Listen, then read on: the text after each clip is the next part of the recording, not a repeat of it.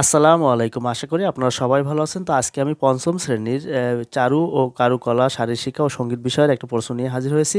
তো এখানে আপনারা এই প্রশ্নগুলো আপনাদের সন্তানদের বাসায় যদি প্র্যাকটিস করান এবং এগুলো যদি ভালোভাবে করাই দেন তাহলে কিন্তু ওরা অবশ্যই আশা করি পরীক্ষায় ভালো করতে পারবে।